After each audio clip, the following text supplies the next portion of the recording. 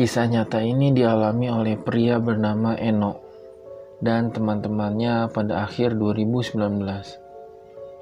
Mereka melakukan touring dengan motor dari Jakarta ke Trenggalek, Jawa Timur. Saat itu Eno dan temannya melakukan touring untuk menghadiri pernikahan salah satu teman sesama komunitasnya yang bernama Kukuh. Sempat mengundang komunitas untuk touring secara besar-besaran di grup WhatsApp. Namun, pada akhirnya yang berangkat cuma 4 orang, yaitu Eno, Tesar, Aji, dan Kukuh, si calon pengantin pria.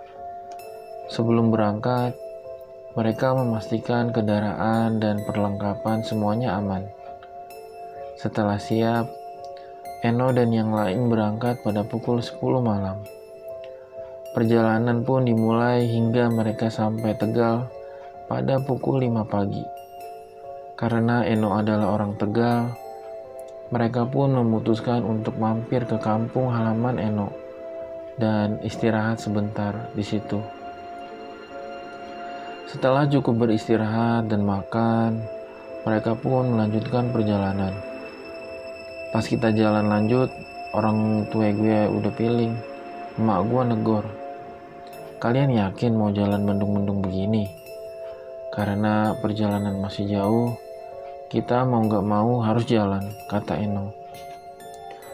Singkat cerita, mereka melanjutkan perjalanan hingga akhirnya sampai ke Wonosari pada pukul 1 dini hari.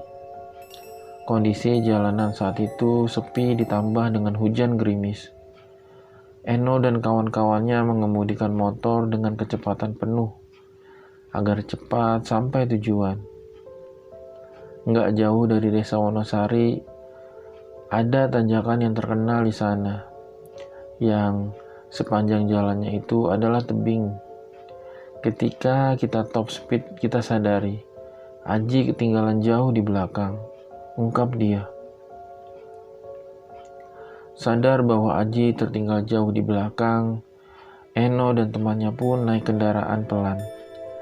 Hingga akhirnya mereka sampai di tanjakan terkenal tersebut. Pada saat itu si Aji ngebut, kencang banget. Dan dia bilang ke gue, "Woi No, pelan-pelan. Itu di belakang motor lo apaan ya?"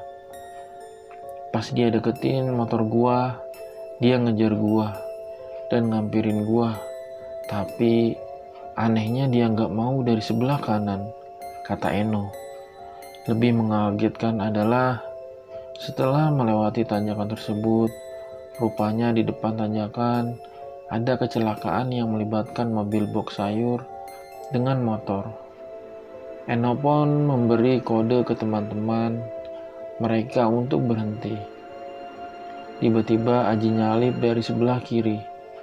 Karena gue refleks mau nyamperin korban kecelakaan itu, gue minggir. Pas gue minggir, tiba-tiba Aji muncul dan teriak. Akhirnya gue jatuh ke sebelah kanan. "Gue jatuh ketiban motornya si Aji," ucapnya. Pas gue jatuh, pandangan mata gue ngeliatin ke arah tebing dan arah bawah, yang mana itu pohon pisang. Dan yang gue lihat adalah sama yang Aji lihat pas dia nyamperin motor gue. Gue lihat sosok penampakan pocong, lanjutnya. Peristiwa itu membuat Aji sangat ketakutan dan enggan untuk melanjutkan perjalanan. Ia mengaku merasa trauma karena sudah melihat sosok menyeramkan tersebut dari awal tanjakan dan membonceng di motor Eno. Mengetahui temannya syok dan ketakutan, Kuku pun menawarkan Aji untuk bertukar motor dengannya. Namun, setelah dinyalakan, ternyata motor Aji mati. Motor Aji mengalami kerusakan karena tabrakan yang terjadi dengan motor Eno. Setelah diperbaiki, akhirnya Eno dan rombongan memutuskan untuk jalan dengan motor Aji yang berada di depan dan motor yang lainnya di belakang. Si Aji itu ngomong sama gue kalau dia tuh udah ngeliat sosok itu dari jauh. Karena samar-samar makanya dia samperin. Yang dia lihat itu sosok putih, tapi mukanya itu gak jelas. Dan pada waktu gue jatuh, ya sudah, terbang gitu aja ke arah pohon pisang yang ada di jurang itu, tutur Eno. Menurut pengakuan Eno, sejak kejadian itu hingga saat ini, Aji masih mengalami trauma terutama jika touring pada malam hari. Dia kalau misalnya jalan di kota pun gelap-gelap, apalagi dia nggak mau jalan di belakang. Dia kalau bisa paling depan dan dia nggak mau ditinggalin. Pungkasnya selesai.